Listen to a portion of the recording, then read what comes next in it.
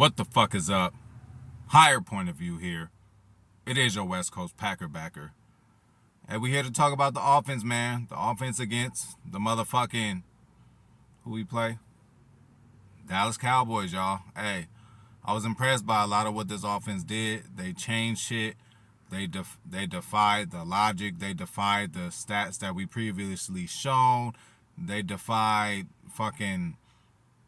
a lot of shit, man, and we're going to get into that. But first of all, shout out to Joe Gringo Biden. Shout out to Mr. President. Shout out to Like That 12. Shout out to Easy Breezy. You know what I'm saying? A few shout outs I forgot. Shout out to motherfucking Callie Packer, bro. Hey, Callie Packer, man. Hey, I just chugged me a motherfucking IPA, bro, that had 9.9 in that motherfucker. Hey, don't act like you ain't did that yet. It's cool. You ain't on that level yet. You probably on them 5.5s, 4.5s, alcohol and all that. Hey, I chugged me a motherfucking 9.9 today. So, hey, get on my level, Callie Packer. Shout out to my boy Callie Packer, too, man. Shout out to him, man, But let's get into this motherfucking offense. Shout out to whole Pack Attack 2. You already know what's up. Shout out to Packer Fan in Vegas. Great video today on Kylan Hill. And other motherfucker. Oh, Amari Rodgers, of course. Shout out to motherfucking Big Nate. First of all, Big Nate, we got your 31 points, man, that you've been asking for every motherfucking week. Hey, every week, Big Nate. Packers 31, opposing team 2. Packers 31, opposing team 10. We got your motherfucking 31, Big Nate. And Big Nate, thank you for fucking sending this shit to me. Making this shit happen, bro. This shit crispy, bro. I'm trying to figure out which one I like more. And now you done started another problem, Big Nate. Wifey mad now. She seen me walk up in the house with this shit. She like, where you get that from? I'm like, the homie Big Nate. Everybody got one. This time I get mine. She like, he took my idea. I'm like, what? She like, I was gonna make you shirts. I'm like, okay, cool. So hey, I'm gonna put the pressure on her. Higher point of view merch on the way. There's just something she thought she was gonna do, but she got mad at Big Nate. She said, oh, I'm gonna show him how to do it. So hey, Big Nate, that's between you and my wife, man. You know what I'm saying? So, hey, you're going to have to handle that, but she wasn't too happy. She figured she was trying to do something else similar to this, but you did this shit, and this shit just, hey, I'm finally a part of the gang. I got the flag, and I got the sweater, man. I'm representing, bro, and this shit is just cool material, everything straight. You already know, but let's get into this motherfucking offense, and we're going to take a tour of this shit, but we're going to do it some other time. I got all the goddamn lights on in this motherfucker. Come on now. Anyway, let's get into this motherfucking offense, man. Shout out to everybody. You already know what's up. But, again, we on the late night creep.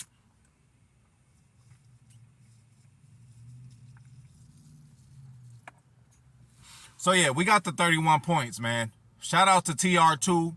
Shout out to Isles, man. If y'all have not seen it, and if I'm clever enough to put the graphic on here, I don't know if I need the actual thing, but go motherfucking watch on TR's channel, Breaking Down the Game. I am a special guest again. Second time around. Go check that out. Go follow TR. Go follow everybody in the Pack Attack. But let's get into this offense, man. We got fucking 31 points. To my knowledge right now, the most we ever scored this season, and that's fucking great. Another thing is Aaron Rodgers under motherfucking center, y'all. Under center, man. Around 50% of the time. All that shotgun shit, spreading it out, is gone. And again, during that show, I probably could have answered different. They asked what was the big difference. I said it was the panic button. I said it was the team just knowing that they needed to get a win. But another big difference is the formations, man. We did a whole lot more under center for Aaron Rodgers, kind of like 50%. And this just was a whole balanced game overall to begin with, man. 224 yards passing, 206 yards running. Hey, time of possession, we owned it. And they had 60 fucking, they had 60, we had 61 snaps to their 79, bro. And we still had the time of possession. So that just means we ran that motherfucking ball.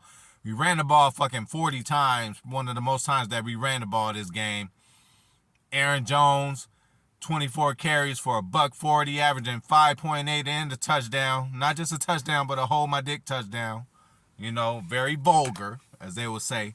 But That's just where we at right now. O-line, y'all, motherfucking solid, man. And I think and I hope and I know at this point that this is the lineup that they gonna go with. And now they just got to get the continuity going, man. It's 2 games together with this lineup. They already seem like they doing good. Again, you don't just run for a $140 off of just the running back being good. That means them linemen is opening up holes and doing what the fuck they need to do. They even got A.J. Dillon motherfucking running. Good, probably the best game he had. He averaged 5 yards a carry. Didn't get a tub or nothing like that. 14 carries or something like that. But that's the kind of spreading the ball and making shit even. When you balance, you become motherfucking unpredictable. So this offense, we all wanted Joe Barry to get better and change up his philosophy and change a few things. He did it. Put Sewell on the outside like we asked him to. Took Savage out of the safety spot like we asked him to. Still playing soft, but that's a whole nother. That's for the defense. But like certain things, Joe Barry corrected. We've been asking LaFleur to correct things, and he did it this game. Only thing I'm worried about is him being consistent. Shout out to my boy Vegas again. Me and him talked about Matt LaFleur seeing what works and then fucking going away from it. No, bro. If they ain't stopping it, continue on, do what the fuck you need to do until they stop it, man. In this game, LaFleur did it, man. We had a little dry spell in the third quarter or something like that, but overall, man, this offense this was the best game they had. Hey, Christian Watson, hey, y'all gonna have to wait for the draft and develop, but fucking 4 catches for $104, whatever, 3 touchdowns. Amazing. And again, welcome to the NFL. You got a rushing touchdown, but this was your first receiving touchdown, and your ass dropped 2 passes. But glad Aaron went back to you, but that could be desperation, like I said. Week 1, week 2, Minnesota, he throw it to Christian drop it. He don't feel he got to go to him. Man, it's week 1. We'll learn. I'm going to teach him a lesson now. Like, he can't be doing that shit. Nah, bro.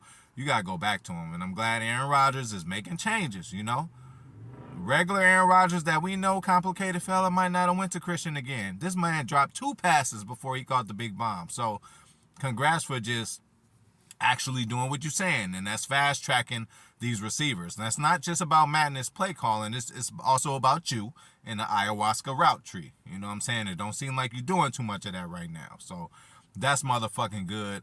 O-line, again, I hope they stay at this one, what they've been doing. Elton, David over there, Runyon on the right side along with Yash and Myers in the middle. That seems like that's going to be what we going to try and rock with, so I ain't mad at that at all. Let's continue to do that. And again, it's the right time to get A.J. Dillon running, y'all, because, hey, what did I say? November, December football is when teams go one way or the other way. Shout out to KHTV. Shout out to King Howie. He said, these good teams, because we still don't know. It's still early in the year. Going to start losing.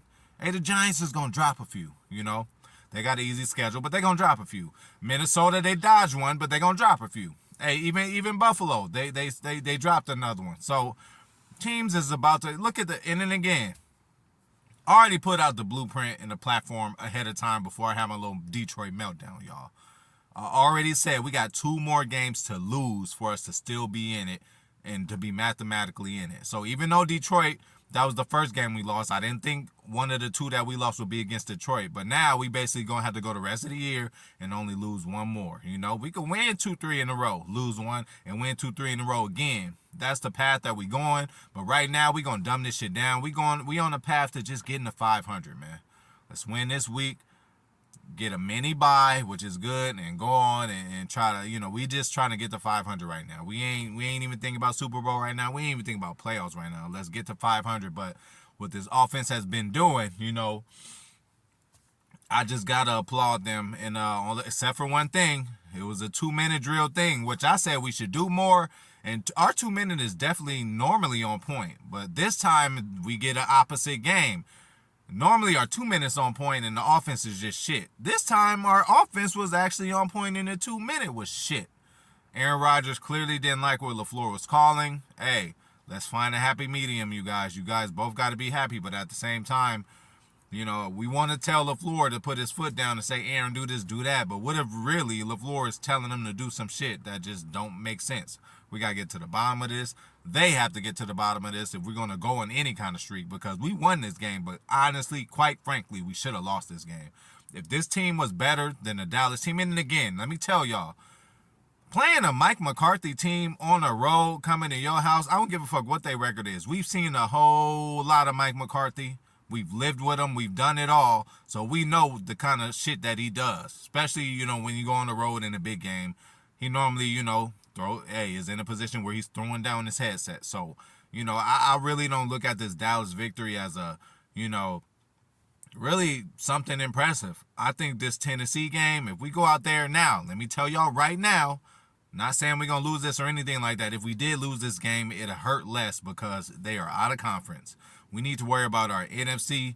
Really don't need to lose no games and just run the table the rest of the way. But again, we got one more to lose. But if we lose the AFC game, it don't mean as much. We need to, the rest of our NFC games, we need to take advantage of. The next Detroit game, next Minnesota game, the Rams game, whoever else we play in the NFC, we must take advantage of that shit. So, third down, 6 of 13, we got to get better.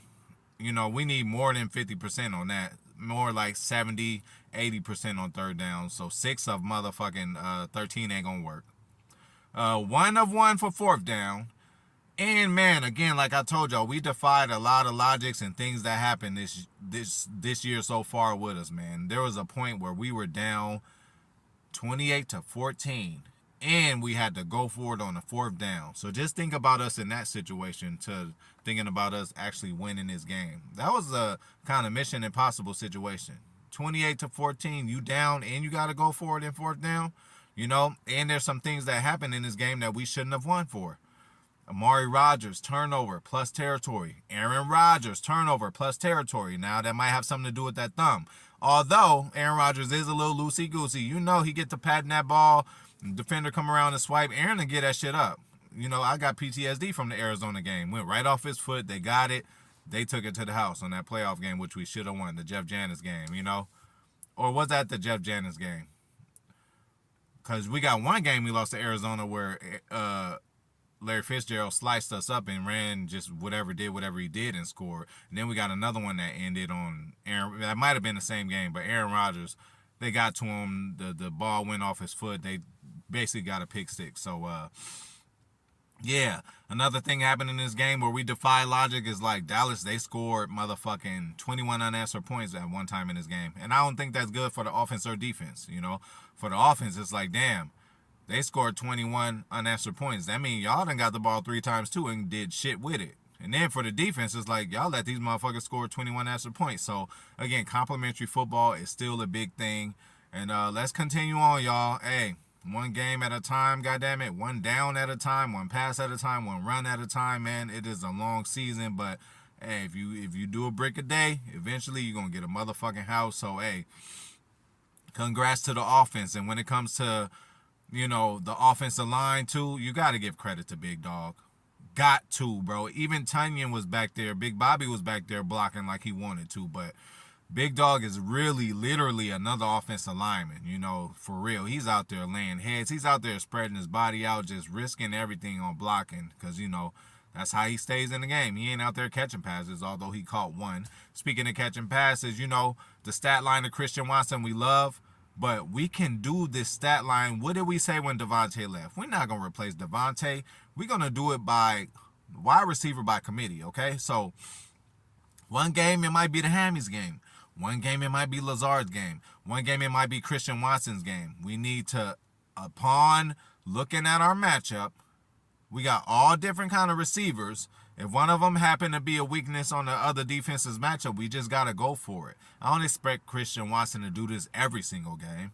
He might do it every few games. He is going to be that deep threat from now on. He might drop one, he might not. So far, you're still going to have to prove me wrong, young man. And again, I'm giving this player of the game on offense to Aaron Jones. Why? Because he has consistency. We've seen him do this before. I was going to give it to Christian Watson, get a rookie some credit and give him some shine on Higher Point of View's channel, but goddamn it, not yet, young man. You got to put together a few more better games and good games, man. Aaron Jones does this. This what he do. That's why I'm giving him the MVP of this game. He got the hold my dick touchdown, 24 carries, averaging 5.8, $140, caught 2 passes for 18 yards, y'all. Like, hey, and I would pay the man. You know, hey, if you look at his contract, it's like, damn, we got to pay Aaron Jones that. You goddamn right, man. He all we got right now. Not all we got, but he's that consistent thing that's been there every week. And when we don't give him the ball, we lose. And when we give him the ball, we win. That's just how it goes. And, you know, and another thing, defying the logic. Bro, shout out to KH again, bro. It was a stat they showed. Dallas Cowboys was 195 and goddamn, y'all. When leading by 14 going into the next half or whatever the fuck it was, we defied that. So if we define a lot of things, hey, we still in this shit. Again, shout out to my boy Kylie Packer. We still in this shit, bro. You know, till the wheels fall off. Hey, man, I had a little Detroit meltdown, man. Hey, I'm not accepting that, bro. After that, I wasn't having it, bro. Losing to Detroit, already losing 4 in a row, and then losing to Detroit like that. Like, we've been playing around with Detroit lately. Last couple years, they done made it close the whole game. There was a year where they didn't lead for 1 second of the where we didn't lead for 1 second of each game. Not even 1 second, but we won the game. Last play of the game type shit. We beat them with a Hail Mary. You know, we always playing around with Detroit. So when Detroit come do that and play around with us and they didn't even have a good game, I'm going to be fucking pissed. So I'm standing on that. But I'm glad I said before, goddammit, that we got 2 to give up now. 2 more games to lose. This point on, we already lost 1.